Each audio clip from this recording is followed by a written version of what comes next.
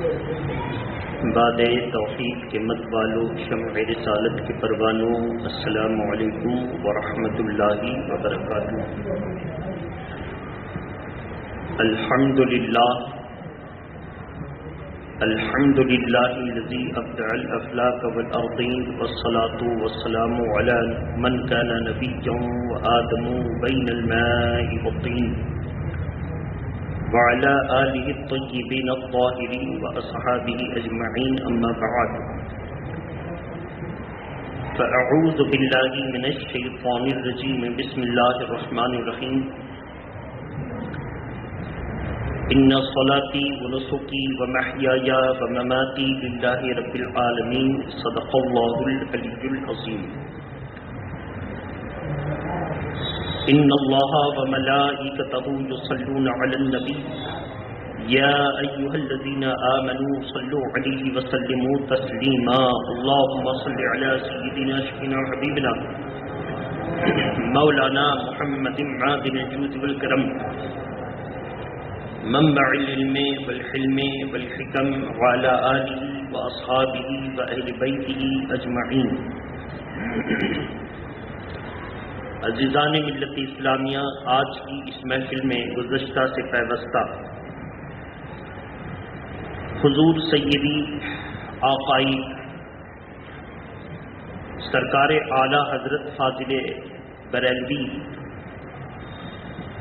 کی پسندیدہ لکھی ہوئی کتاب اور ان کے فتاوے کا مطالعہ کرنے کے بعد ہم ابو الانبیاء علیہ الصلاۃ وعلی نبینا علیہ الصلاۃ والسلام کا ذکر کریں گے۔ مذہب اسلام میں ابو الانبیاء حضرت ابراہیم علیہ السلام کو کہا جاتا ہے، یہ ان کا خطاب ہے۔ یہ فخر کی بات ہے کہ حضرت سیدنا ابراہیم علیہ السلام کو ہم اپنے نبی کے اجداد میں سے مانتے، جانتے اور پہچانتے ہیں۔ اجداد کا مطلب ہوتا ہے دادا۔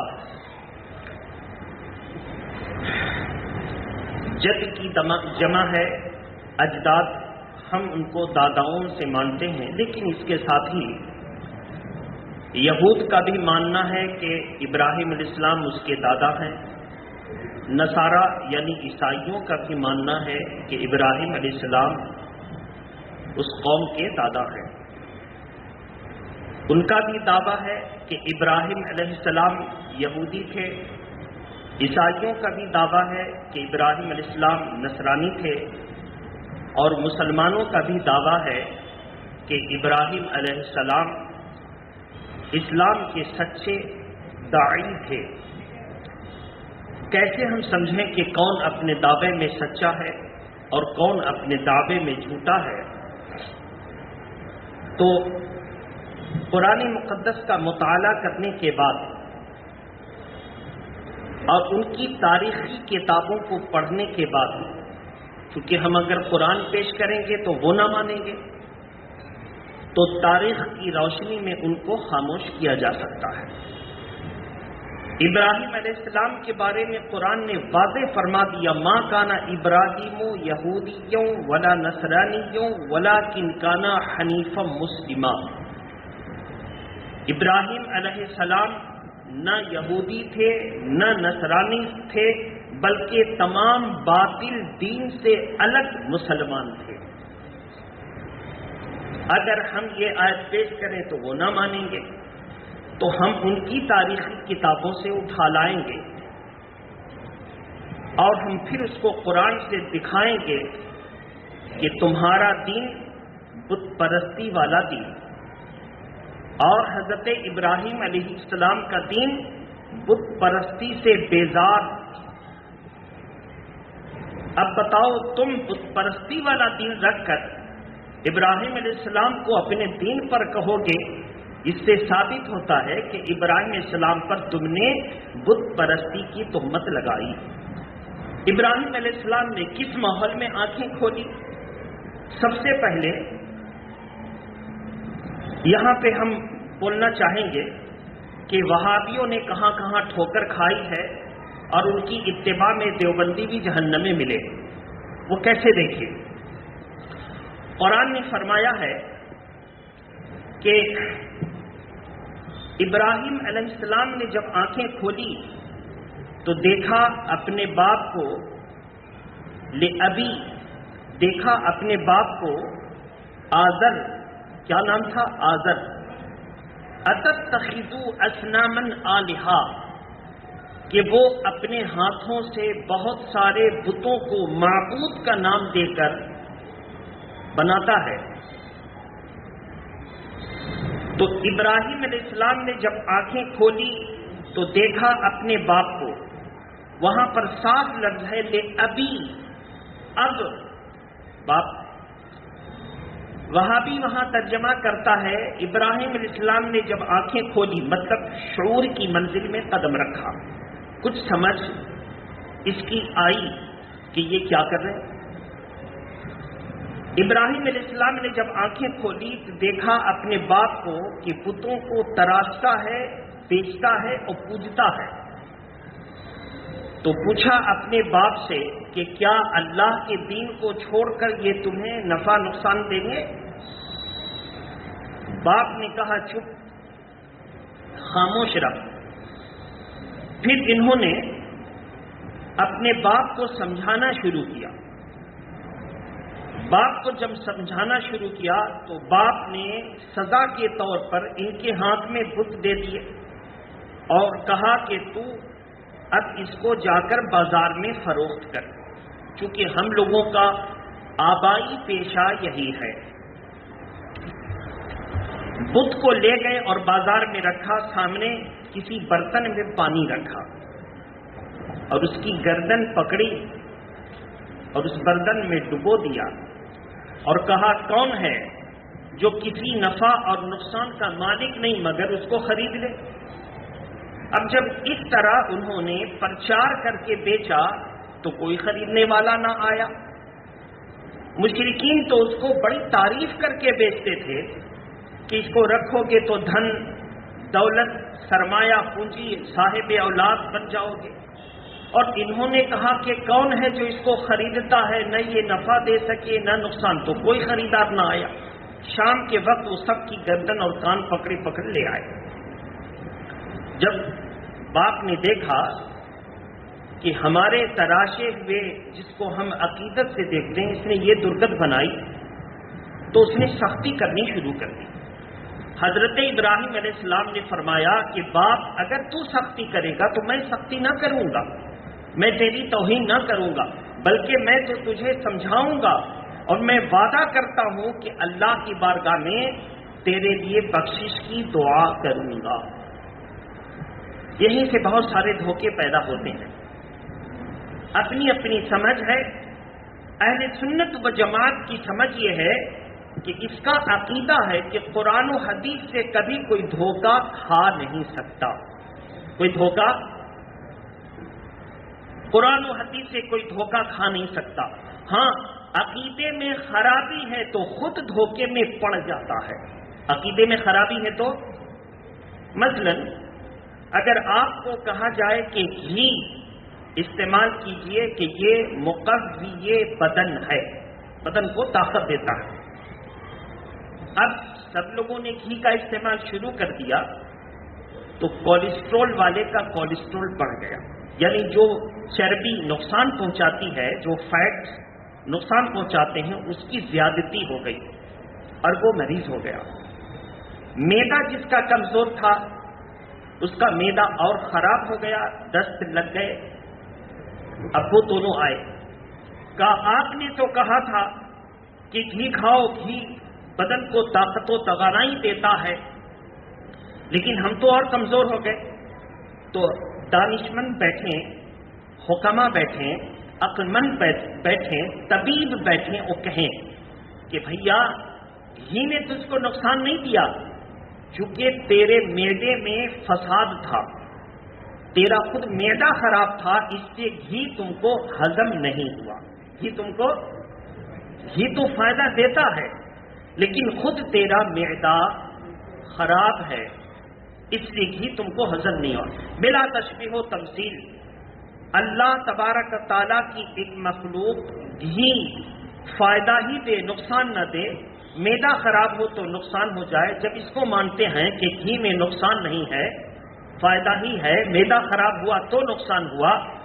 بلا تشبیہ و تفصیل، قرآن مجید اللہ کا کلام ہے، یہ کیسے سمجھ لیا جائے کہ قرآن پڑھ کر کے کچھ لوگ گمراہ ہو گئے؟ نہیں، قرآن پڑھا اور سمجھ الٹی تھی تو گمراہ ہو گئے۔ سمجھ الٹی تھی تو، اگر سمجھ سیدھی رہتی تو قرآن ہدایت دے دیتا۔ اس مثال کو سامنے رکھیے، محبت کے ساتھ درود شریف پڑھیے، اللہم صلی علی سیدنا حبیبنا مولانا محمد وعلی آلہ واصحابہ وبارک وسلم، صلاۃ و سلام علیک یا رسول اللہ۔ تو قرآن نے جو کہا ہے، ابھی ذرا میں اپنے باپ کو دیکھتا ہوں، ان وہابیوں اور دیوبندیوں کے تمام اردو تراجم کو میں نے پڑھا تو اس میں دیکھا کہ لکھا یہ ہے، میں اپنے والد کو دیکھتا ہوں، میں اپنے۔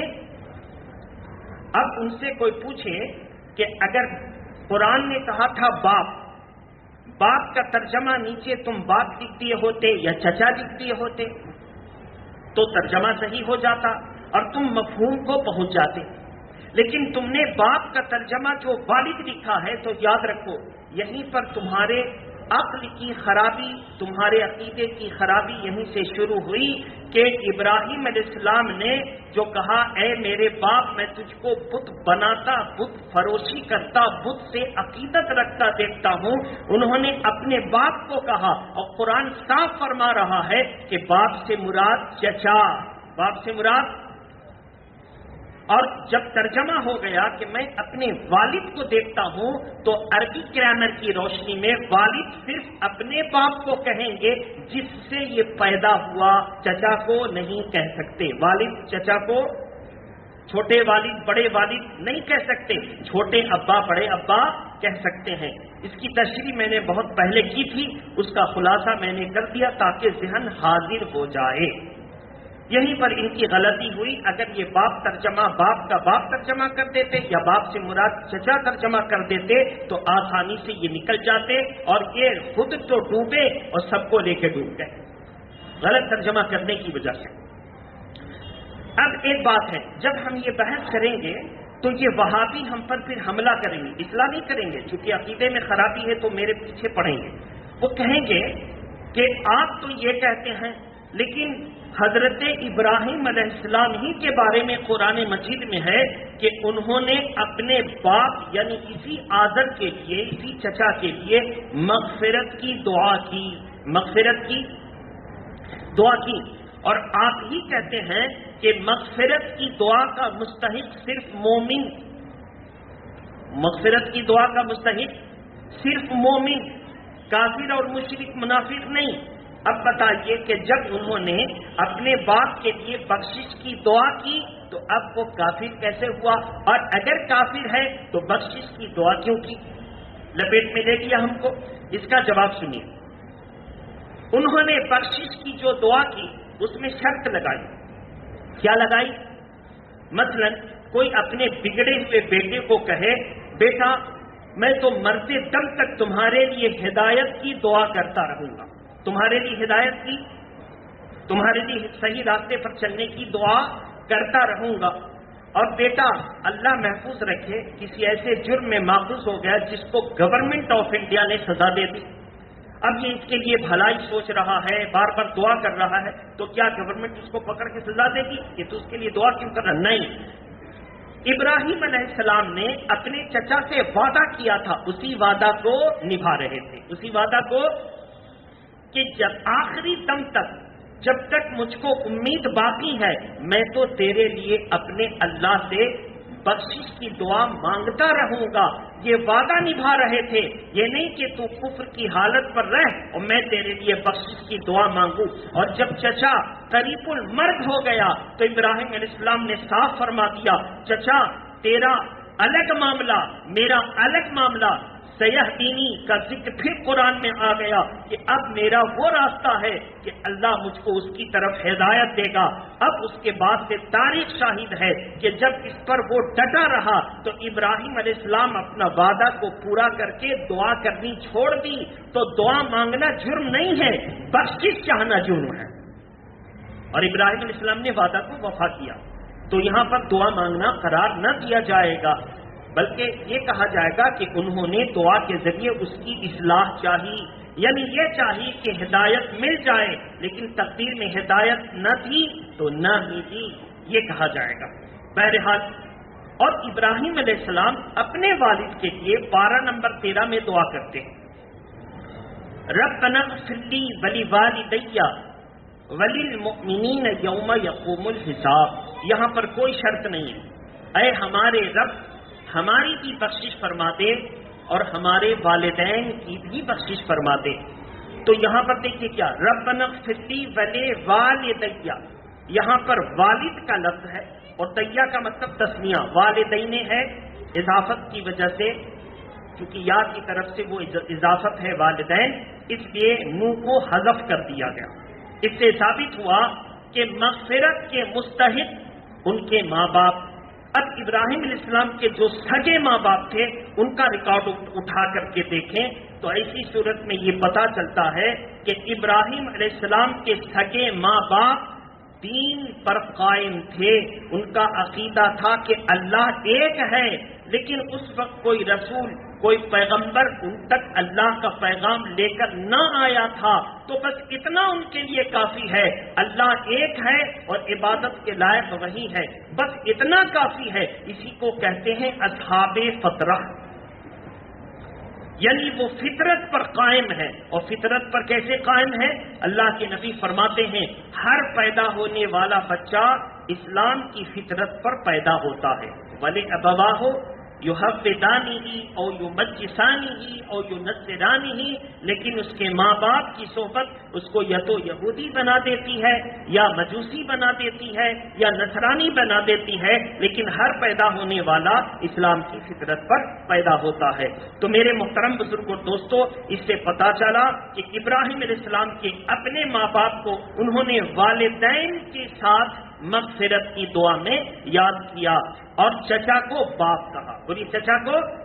اب یہاں پر کوئی اگر اپنی مرضی سے باپ کو والد کہہ دے تو یہیں لفظ کی شروعات ہو رہی ہے اور یہیں سے تمام خرافات جنم لے رہے ہیں۔ اب اس کے بعد اگر ہم والد کو، جیسا کہ وہابی اور دیوبندی نے باپ کو والد کہا، اگر مان لیں تو اللہ کے پیارے نبی کا قول دیکھیے، میرے آقا فرماتے ہیں کہ آدم علیہ السلام سے لے کر میرے ابا عبداللہ تک سب کے سب موحد، یعنی اللہ کو ایک ماننے والے، بولی سب کے سب موحد، اور سب کے سب پاک دامن، کیا بولیے، اور سب کے سب اشراف۔ کسی کے اندر آدم علیہ السلام سے لے کر میرے باپ عبداللہ تک کسی کے اندر کوئی خسی صفت نہ پائی گئی، بلکہ سب کے سب پاک دامن، پاک باز، اشراف، اور سب کے سب موحد، کوئی مشرک نہ ہوا، کوئی زانی نہ ہوا۔ اب یہ تو حضور فرما رہے ہیں، اور پھر حضور فرماتے ہیں کہ ابراہیم ہمارے بھی باپ ہیں اور تمہارے بھی باپ ہیں۔ کس کو کہا تھا؟ اہل عرب کو، چونکہ اسماعیل علیہ السلام عرب میں پیدا ہوئے اور اسماعیل علیہ السلام کی اولاد عرب میں پھلی بڑھی، تو اس عرب کو کیا کہا کہ تمہارے باپ ابراہیم ہیں۔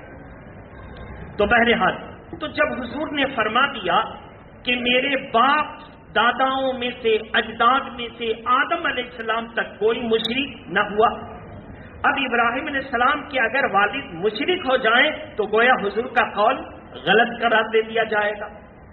قرآن کہتا ہے آپ کے والد یعنی ابراہیم علیہ السلام کے والد مشرک، بت بیچتے، بت فروش، بت گرد، اور حضور فرماتے ہیں کہ میرے باپ داداؤں میں سے آدم تک کوئی کافر، کوئی مشرک نہ ہوا۔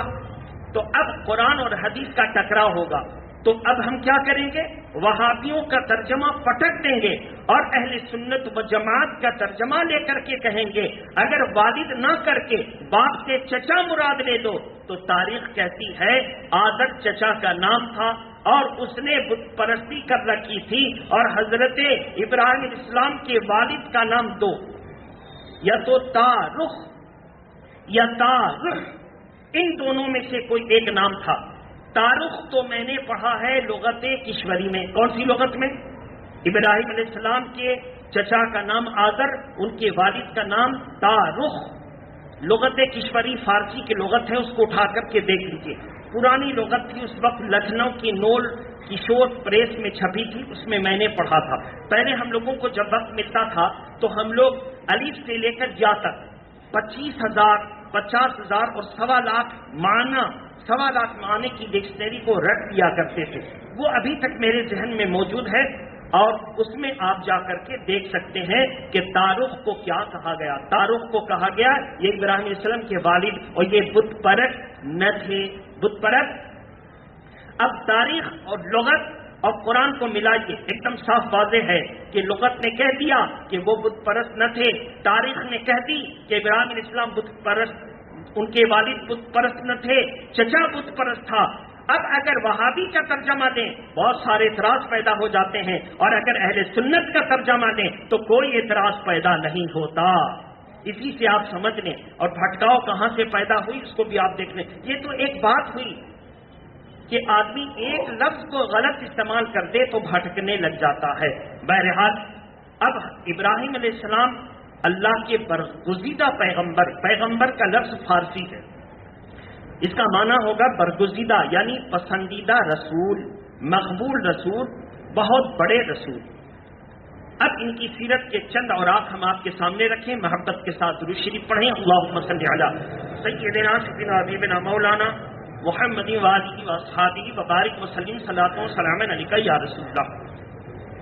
تو ابراہیم علیہ السلام اللہ کے علاوہ دیگر کی پرستش سے بہت بیزار، ذرا شعور کی منزل آئی تو دیکھا کہ ان کی ایک قوم تو پتھروں کو تراش کے اس کی عبادت میں لگی ہے، اور کچھ کو دیکھا کہ وہ سورج اور ستارے اور چاند کی عبادت کرتے ہیں۔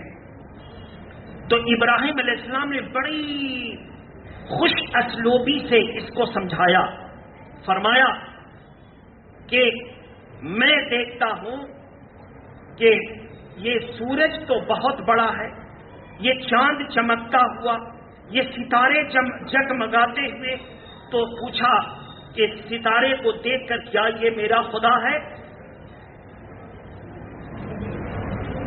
تو جواب صبح میں دیا، جب سورج نکلا تو ستارے روح پوش ہو گئے، غائب ہو گئے۔ ابراہیم علیہ السلام نے کہا جو غائب ہو جائے وہ میرا خدا نہیں ہو سکتا۔ یہاں پر بھی وہابیوں نے ٹھوکر کھائی ہے، توجہ چاہیں گے ہم۔ 7واں پارہ اٹھا کے دیکھیے، یہاں پر بھی وہابیوں نے ٹھوکر کھائی ہے۔ انہوں نے ترجمہ کیا یہ میرا خدا ہے، یہ میرا، اور اہل سنت کا ترجمہ ہے کیا تم اسے میرا خدا ٹھہراتے ہو؟ کیا تم اسے میرا خدا، یعنی میں تو نہیں مانتا، تم لوگ ایسا کہتے ہو، اور اگر کہہ دیا جائے یہ میرا خدا ہے تو لگے گا کہ یہ بھی بت پرستی کر رہے ہیں، سورج کی پوجا کر رہے ہیں۔ یہاں سے پھر گمراہی شروع ہو گئی، اب 2 فرقوں میں بٹ گئے۔ اس لیے کہتے ہیں اہل سنت و جماعت وہی ہے جس کو اللہ کے پیارے نبی صلی اللہ علیہ وسلم نے صحابہ کی صورت میں پیش کیا۔ صحابہ کے دین پر ڈٹے رہیے، انشاءاللہ کوئی فرقہ بندی نہیں ہوگی، اور جہاں صحابہ کے دین سے پھسلے تو وہابیت، فرقہ بندی، دیوبندیت، شیعیت، یہ سارے فرقے جنم لینے لگیں گے۔ اس لیے ضرورت اس بات کی ہے کہ فرقہ بندی نہ کریں، قرآن اور حدیث کو دل سے قبول کر لیں، فرقہ بندی نہ کریں۔ تو اہل سنت کا ترجمہ کیا تم اسے میرا خدا ٹھہراتے ہو، اور وہابیوں کا ترجمہ یہ میرا خدا ہے، دونوں میں بہت فرق۔ یہ میرا خدا ہے کا مطلب مان لیا کہ یہ میرا خدا ہے، اور اسے میرا خدا ٹھہراتے ہو کا مطلب یہ ہوگا میں نہیں مانتا، تم ایسا کہتے ہو، میں نہیں مانتا۔ زمین و آسمان کا فرق ہو گیا، ایک اللہ کا نبی کبھی بھی اس کو خدا نہیں مان سکتا۔ لوگ ان کی قوم ٹھہراتے تھے، انہوں نے ظاہر کیا۔ پھر اس کے بعد ستاروں کی بات کے بعد چاند کی باری آئی، کہا ارے یہ تو اس سے بھی بڑا روشن اور جگمگاتا ہوا۔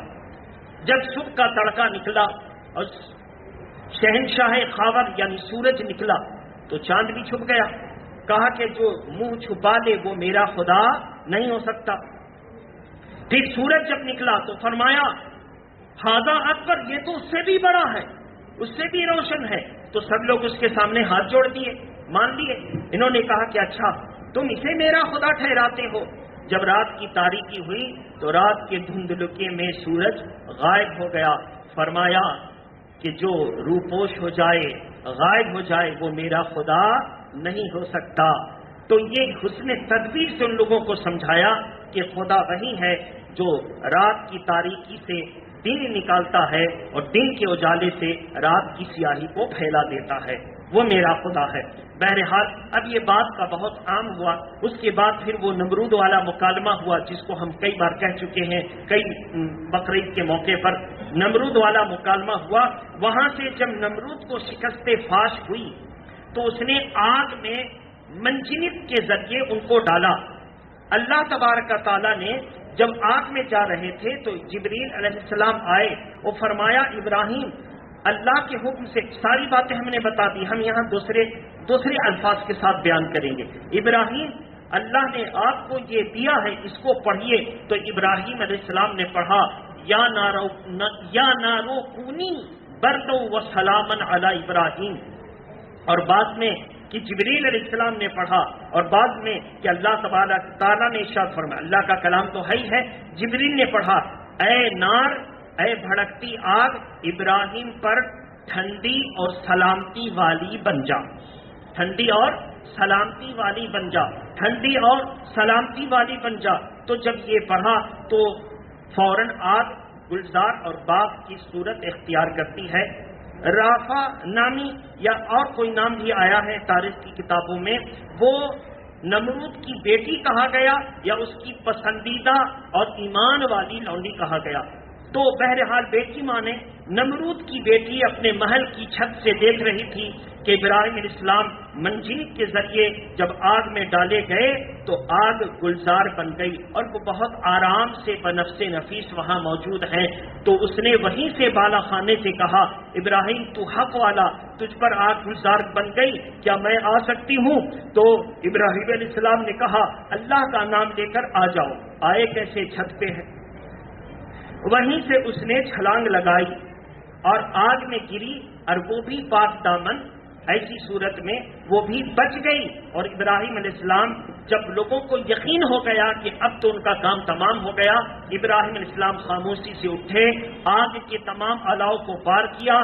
آگ کی ضرب سے دیواریں تڑک گئی تھیں، جس دیوار کی باؤنڈری کے اندر اس نے آگ جلائی تھی، وہاں سے آرام سے نکلے اور عراق سے چل کر فلسطین آ گئے، اور پھر فلسطین سے جا کر مصر میں آباد ہو گئے۔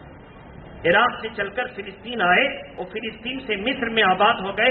اب خواہش ہوئی کہ حضرت ہاجرہ بھی آ گئی ہیں اور حضرت سارہ بھی ہیں اور بڑھاپا کی عمر میں آ گئے، تو اب دعا کی اے اللہ ہمیں اولاد کی نعمت عطا فرما۔ کیا دعا کی؟ اے اللہ ہمیں اولاد کی نعمت عطا فرما۔ اللہ نے ان کی دعا کو قبول فرما دی، اور حضرت ہاجرہ کے بطن سے ایک حسین بچہ اسماعیل علیہ السلام کے نام سے پیدا ہوا۔ اسماعیل علیہ السلام جب پیدا ہو گئے تو حضرت سارہ نے کہا کہ میں پرانی اور مجھے کوئی اولاد نہیں، اور یہ آئیں اور ان کو اللہ نے اولاد عطا فرمائی، تو آپ جو ہے ان کو ذرا میری نظر سے دور کر دیں۔ جب یہ اپنے بچے پر شفقت کرتی ہیں تو مجھے کچھ عجب سا لگتا ہے۔ ابراہیم علیہ السلام خاموش رہے۔ اللہ کا حکم آ گیا، ابراہیم تو مجھ کو پسند کرتا ہے، میری عبادت کرتا ہے اور سب کچھ اپنا نثار کر دیتا ہے، ابراہیم اب تو اللہ کی رضا کے لیے اپنی بیوی اور اپنے بچے کو بے آب و گیاہ یعنی بغیر پانی اور بغیر سبزی و سبزہ والی زمین میں جا کر چھوڑا۔ حضرت ابراہیم علیہ السلام سیدھا مصر سے آئے فلسطین سے آئے، اور فلسطین آ کر کے اپنے بیوی بچوں کو لیا، اور لینے کے بعد وہ چلے گئے عرب کی اس وادی میں جہاں پر کعبہ کی بنیاد آدم علیہ السلام نے رکھی تھی، آدم علیہ السلام سے 40 سال پہلے فرشتوں نے رکھی تھی۔ کعبہ کے بغل میں صفا مروہ پہاڑی کے دامن میں حضرت اسماعیل علیہ السلام کو چند کھجوریں اور تھوڑا سا پانی دے کر ان کی والدہ کو رکھا، اور اس کے بعد پلٹ کر کے وہاں سے واپس جانے لگے۔ بی بی صاحبہ نے پوچھا کہ آپ مجھے تنے تنہا اس بیابان میں نہ کوئی سبزی نہ سبزہ، اس لق و دق صحرا میں چھوڑے جا رہے ہیں جہاں صرف بالو ہی بالو ہے۔ ابراہیم علیہ السلام نے کوئی جواب نہ دیا، لہذا پھر جانے لگے۔ بی بی صاحبہ سمجھ گئیں، پوچھا کہ کیا اللہ نے حکم دیا ہے؟ ابراہیم علیہ السلام نے اس بات میں جواب دیا، ہاں اللہ کا حکم ہے۔ فوراً وہ کہتی ہیں کہ آپ اپنا کام کریں، اللہ کے حکم پر عمل کریں، جب یہ اللہ کا حکم ہے تو اللہ ہمیں ضائع نہیں فرمائے گا۔ بی بی صاحبہ کا صبر دیکھیے، اللہ کی مرضی پر سر کو جھکا دیا، اور جب جھکایا تو آج ایسا معاملہ ہو گیا کہ بڑے سے بڑا حضور کا غلام بھی حضرت ہاجرہ کا نام ادب سے لیتا ہے۔ وہ عورت ہی تو ہیں، اسلام نے عورت کو عزت عطا فرمائی ہے، عورت ہی تو ہیں، نام لیتا ہے۔ حضرت ہاجرہ وہاں رہیں، جب پانی اور کھجوریں ختم ہو گئیں، اب فکر ہوئی پانی کی تلاش میں، ادھر نکلی ادھر اسماعیل علیہ السلام پانی کی شدت سے مچل رہے ہیں، تڑپنا ذرا ہم استعمال کم کرتے ہیں، مچل رہے ہیں پانی کی پیاس کی شدت سے۔ حضرت ہاجرہ نے صفا مروہ کی 7 مرتبہ دوڑ لگائی، کبھی اوپر چڑھتی کہ کوئی نظر آ جائے، کبھی فکر ہوتی کہ میرے بچے کو کوئی جانور نہ کھا جائے، پھر دوڑنے لگتی، پھر اوپر چڑھتی تو اسپیڈ کم ہو جاتی، نیچے اترتی تو اسپیڈ زیادہ ہو جاتی۔ اس عالم میں 7 چکر لگائے، حضرت جبریل کو اللہ نے بھیجا، اسماعیل کے پاس آئے، اور اسماعیل کے قریب جب آئے، ہاجرہ کو جب یاد آیا میرا بچہ، وہ بھی دوڑی آ گئی تو دیکھتی ہیں کہ اسماعیل علیہ السلام کی جہاں پر ایڑی، جو بچہ ایڑی رگڑتا ہے، جہاں پر ایڑیوں کی زرق پڑ رہی تھی، وہاں پانی کا شیریں پاکیزہ چشمہ پھوٹ نکلا ہے۔ حضرت ہاجرہ علیہ السلام کی زبان پر جاری ہوا زم زم زم زم کا لفظ سریانی زبان ہے، سریانی زبان کا مطلب ہے جم جا یا تھم جا۔ اللہ کے پیارے نبی صلی اللہ تعالی وسلم فرماتے ہیں اگر حضرت ہاجرہ اس کو بالو کا گھروندا بنا کر کے اور زم زم کا لفظ استعمال نہ کرتی تو اس کا پانی اتنا ابلتا کہ پوری دنیا میں پھیل جاتا۔ اس کے بعد بنی جرہم کے قبیلے کا گزر ہوا، آسمان کی طرف وہ دیکھتے تھے پرندہ کہاں، دیکھا یہاں پہ پرندہ، دیکھا کہ پرندہ ہے تو چلو پانی ہوگا، آئے تو دیکھے پانی کا حسین چشمہ جو دنیا میں انہوں نے سفر کے دوران نہ دیکھا۔ حضرت ہاجرہ کے قریب آئے، ان سے اجازت طلب کی کہ اے بی بی کیا میں آپ سے اجازت دے کر یہاں بس جاؤں؟ کہا بسو، پانی سے نفع اٹھاؤ مگر پانی پر تمہارا قبضہ نہ ہوگا، پانی پر تمہارا قبضہ وہ تمہاری ملکیت میں نہ ہوگی، میری ملکیت میں ہوگی، پانی سے تم فائدہ اٹھاؤ۔ اس کے بعد وہاں وہ قبیلہ آباد ہو گیا۔ حضرت اسماعیل علیہ السلام وہیں پلے، 8 سال کی عمر میں پہنچے تو اللہ نے پہلا انعام پہلا حکم آگ میں جانے کا، پھر اس پر انعام دیا، دوسرا حکم بیوی بچے کو چھوڑنے کا، پھر اللہ نے ان کو اس کے ذریعے آباد کر دیا کعبہ کو، اور تیسرا حکم اپنے بچے کو قربانی کرو۔ انشاءاللہ اگلے جمعہ میں موقع ملا تو آپ کے سامنے تفصیل کریں گے۔ اللہ تبارک و تعالی ہم سبوں کو اپنی قربانیوں کو خوش اسلوبی اور نیک نیت سے کرنے کی توفیق عطا فرمائیں۔ کھڑے ہو جائیں اور صفوں کو درست کر لیں۔ لہذا یہ قربانی حضرت ابراہیم علیہ السلام کی سنت ہے، اور اللہ نے جو ہم سب کو زندہ رکھا اس کے شکریہ میں قربانی کی جاتی ہے تاکہ ابراہیم علیہ السلام کی سنت تازہ ہو۔ صحابہ نے پوچھا یا رسول اللہ یہ قربانی کیا ہے؟ اللہ کے پیارے نبی نے فرمایا یہ تمہارے باپ ابراہیم علیہ السلام کی سنت ہے۔ صحابہ نے پوچھا یا رسول اللہ ہم اس پر عمل کریں تو کیا فائدہ ہے؟ اللہ کے پیارے نبی نے فرمایا اس جانور میں جتنے بال ہوں گے اس بال کے برابر اللہ تمہیں نیکی عطا فرمائے گا۔ اس لیے اس کو گوشت کی نیت سے نہ کیا جائے اور اس کو خوش اسلوبی سے کیا جائے، اور کرنے والے سب کے سب صحیح عقیدہ مسلمان ہو، کوئی بدمذہب اس میں شریک نہ ہو۔ اگر شریک میں کوئی بدمذہب ہوا تو کسی کی قربانی نہیں ہوگی۔ وآخر دعوانا الحمدللہ رب العالمین۔ السلام علیکم۔